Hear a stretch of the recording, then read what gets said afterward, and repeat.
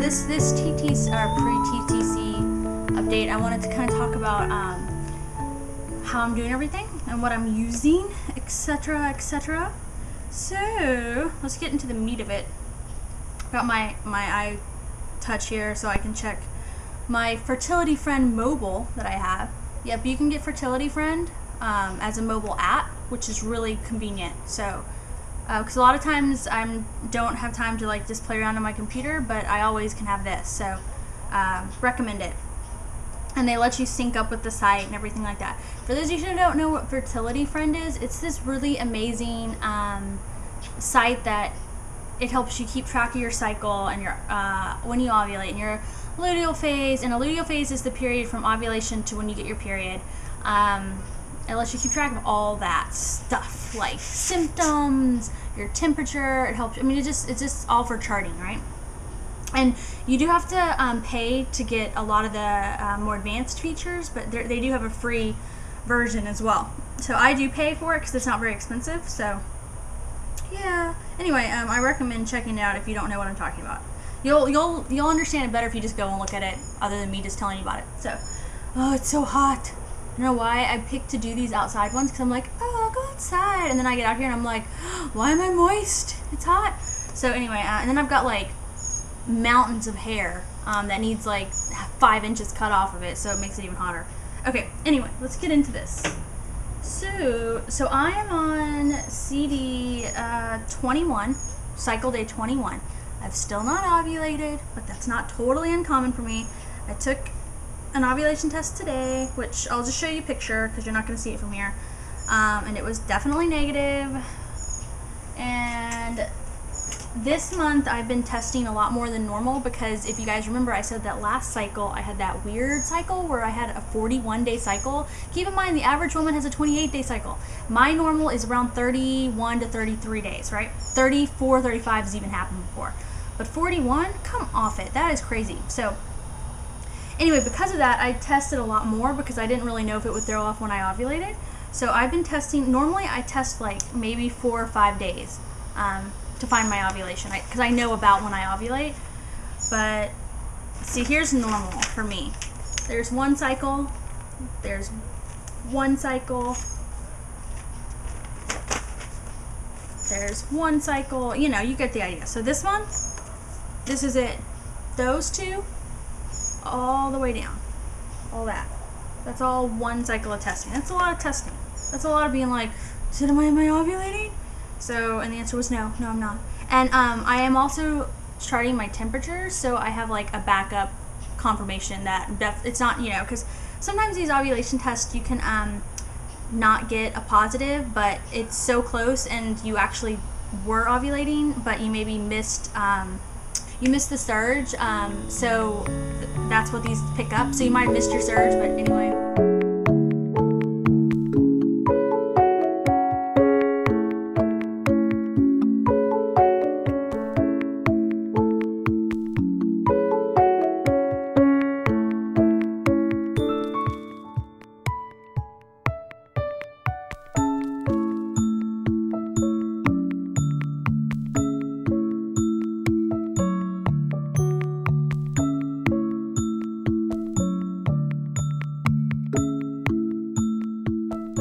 It's complicated, but regardless, definitely not. But my line is definitely a lot darker than it was earlier in the month. So, I mean, I think I'm getting there. So I'm on CD 21. The last time I had a definite ovulation, I did it on cycle day 22. The time before that, CD 21. So, I mean, I could ovulate tomorrow or even the next day, and it's not going to be that weird, but still annoying. I keep expecting to, but my temperature's still down. And again, to reference for those of you who don't know, your temperature stays down kind of below a cover line. It stays at a certain level, and it can fluctuate a little bit. And then I think it's the day you ovulate or the day after you ovulate, I don't remember, it spikes and it goes higher. And then it stays at this higher level, right? So if you have these like two lines, basically a cover line, and it's unique to you, and it's like, so here's, say that you have a graph, right? Here's a graph, and here's your line. And your temperature before you ovulate is down here. And it might fluctuate, but it's down here, right? Then I can't remember exactly, so don't quote me on this, but the day you ovulated, the day before, whatever, it spikes and it goes above this line, right? And the day it spikes, if you're charting, it makes a cross line right here. And that's called your crosshairs, right? So it peaks, and this little center point, that whatever day that is in your cycle, that's your ovulation day. So anyway, whoop. So once your cover line gets above here, and then basically it stays above the line, you know, and it can fluctuate, but it stays above it, and then when you get your period, it goes back down. Unless you're pregnant, then it stays up. So that's how charting helps, right? That's a very informal way to describe it, not being very specific, but I just wanted to give you a basic idea because most of you already know this. And if you don't, just go to that fertility friend. You can look it up. It explains everything. So yeah, so back to this. Anyway, cycle day 21, still not ovulated yet, so I'm kind of like, my temperature's still below my cover line. And so, according to fertility friend, I am possibly fertile, which means like I don't have all the signs that I'm fertile, like my temperature hasn't risen, my ovulation tests haven't been positive, but I'm around the time that I've ovulated in the past, so they're saying that I'm possibly fertile. So I'm waiting, I don't know, I'm waiting basically for either the test to show up positive or for me to have a temperature raise so I can verify it. But yeah, so anyway, moving on. So that's where I'm at right now, all right? Not ovulated yet, pretty far along, so waiting. Okay, so then the tests I'm using, I keep them in this. It's a formula box, like with powder formula in it that I've just like refunctioned to be this. So, and yes, for those of you wondering, I did nurse. I breastfed Sophie till she was 7 months, but then we went to this. So, anyway, I keep all my stuff in here. It's very convenient, right? So, yeah, so here are the ovulation tests I use. They come in this, right? And they look like this.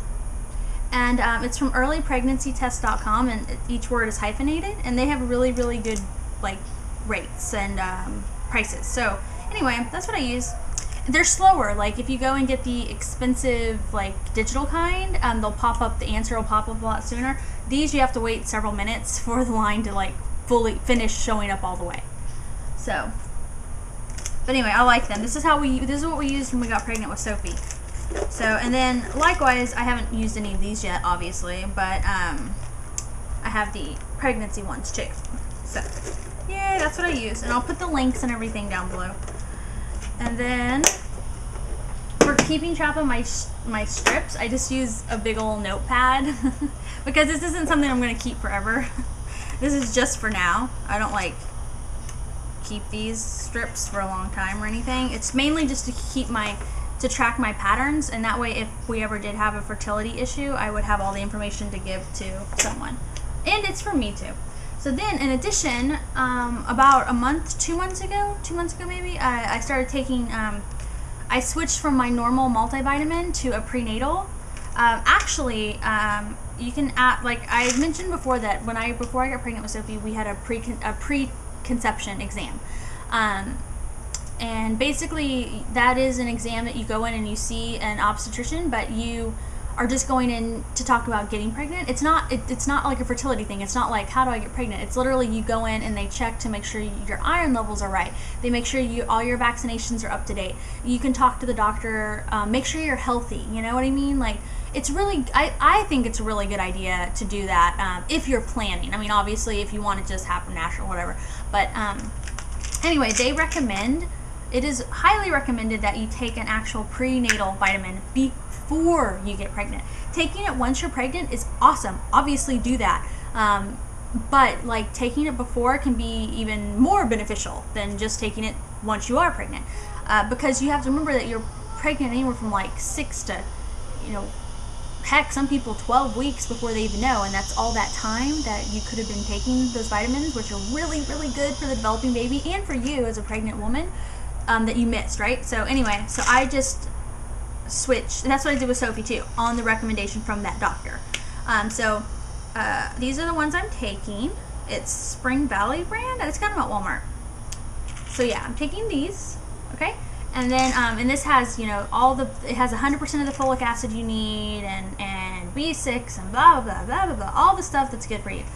And then in addition, I take DHA, which they have proven helps brain development. This isn't like, it may help it, so go ahead and take it just in case, like there's tests, and I'm not gonna go research it and find all the stuff for you guys, but look it up yourself and you'll see, like, you know, this helps. So besides that, I will just talk to everybody in our next update. Hopefully, my next update will be like, I ovulated, rock! So, yeah.